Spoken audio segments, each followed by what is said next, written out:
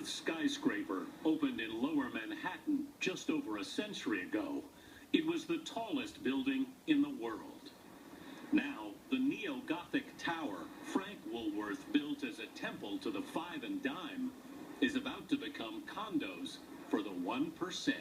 What we intend to do is to make these into 34 residential, really magnificent condominiums. Ken Horn is president of Alchemy Properties, which is developing the top 30 floors. Every single unit in the Woolworth building will have remarkable views of Manhattan. And there aren't that many properties in New York where the view is framed by something as spectacular as the terracotta that we have here. What does the luxury customer who will buy in a building like this want? The best kitchen you can imagine, the most spectacular bathrooms. These are going to be spectacular pieces of art. The interiors of the Woolworth condominiums are being designed by Thierry Despont, who's also working on the Ritz Hotel in Paris. Do you think it's important for your potential buyers that you have an interior designer? Yes. Many of our buyers are going to know who Terry is. What is an apartment in this building going to cost me? We haven't quite determined yet. Give me a ballpark. We haven't quite determined yet. What is clear is that the ultra-luxury market is booming, and the billionaires shopping for trophy apartments want brand-name architects and designers.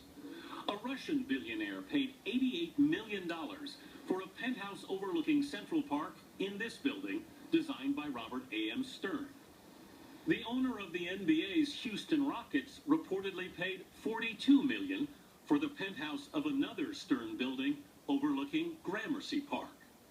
The trend began a decade ago when apartments in two towers on New York's Perry Street were snapped up by buyers like Calvin Klein and Martha Stewart. When Perry Street was sold, your name was kind of on the marquee. That's right, for better or worse.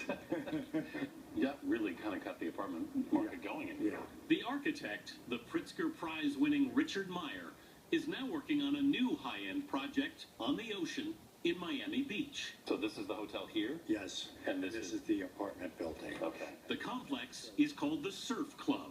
Tell me about these apartments up here. Well, the top floor, penthouse apartments are 2 floors, and then you come up to the roof, and each of the penthouse has a small little cabana and swimming pool. It also has an open space which gives light down to the floor below. It even has a personal elevator. There's an elevator. You don't want to have to walk on. The price, $35 million. Meyer's firm is also working on luxury apartments in Tel Aviv, Taiwan, and Bogota, Colombia. How in demand are you for these kinds of projects now? Oh, not enough. Not enough.